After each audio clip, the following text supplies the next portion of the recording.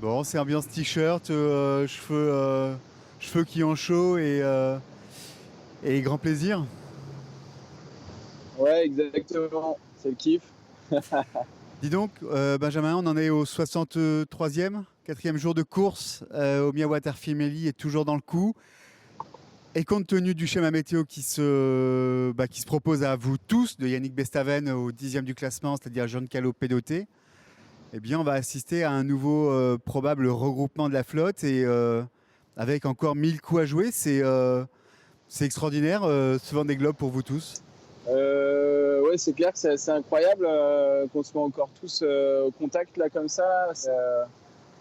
C'est assez fou. Et après, je sais pas trop ce qui va se passer. Alors, j'essaye de jouer ma course et mon truc. Et puis, s'il y a des opportunités, je vais les saisir. Mais voilà, j'essaye de déjà faire une belle route, une belle trajectoire. Après, voilà, j'ai les idées assez claires quand même. Après, ça va être du vandalisé tout droit. On voit bien la capacité des foilers à accélérer dès que les conditions sont bonnes. Donc voilà, je me fais pas trop d'illusions. Mais en tout cas, ça m'éclate déjà de faire des petits coups comme ça et de jouer comme je peux.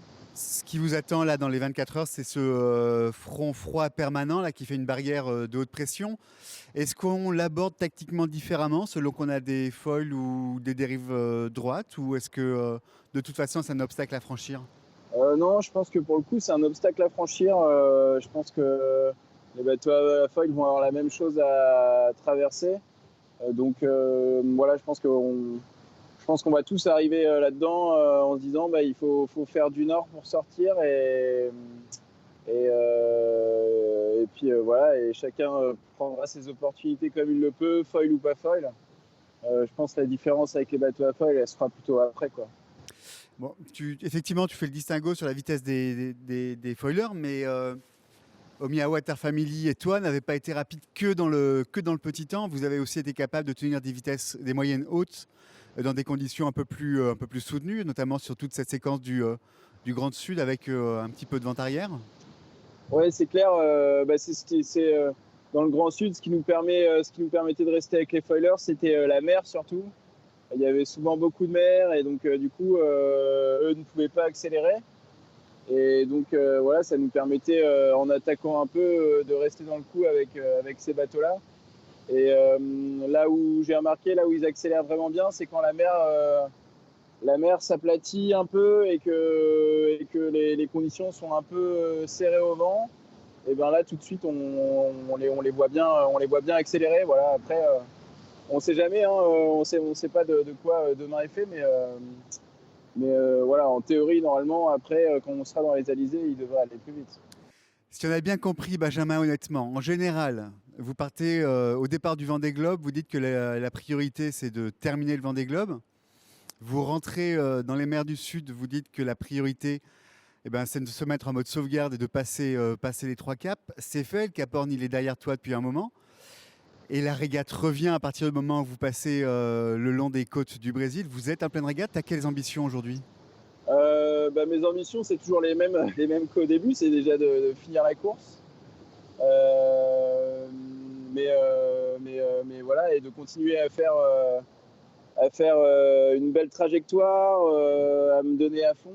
Je pense que c'est ce qui me motive depuis le début et c'est ce qui fait que, en fait, ce petit groupe là, c'est ma motivation, quoi. C'est-à-dire que j'adore ce côté bah, placement, rien lâcher des fois sur la vitesse, voilà, être à fond. Et en fait, ce petit groupe est super motivant.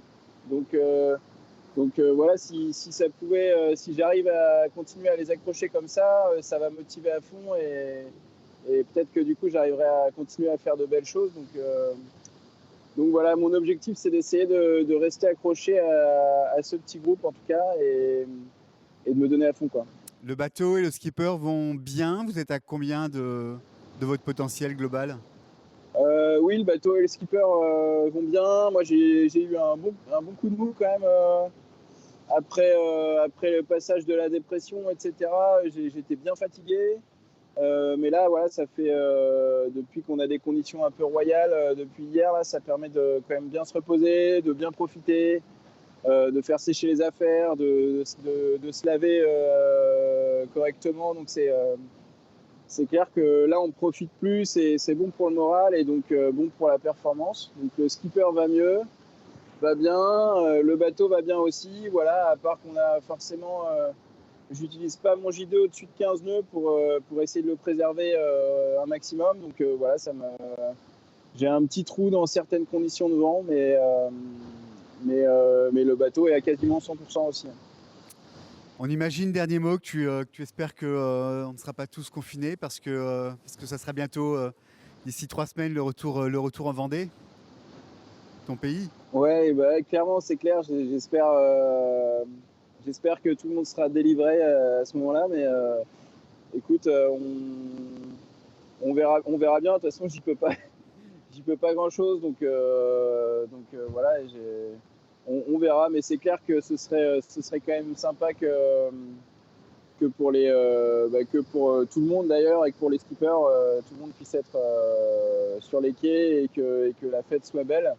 Voilà, maintenant après, forcément, on vit une crise qui est pas simple et puis nous, on est déjà chanceux d'être là, donc on va pas se plaindre si malheureusement il peut y avoir personne. Ouais. Bon, en tout cas, continue, tu nous régales. Ouais, bah merci beaucoup Fred, à bientôt à vous, À ciao. bientôt, ciao.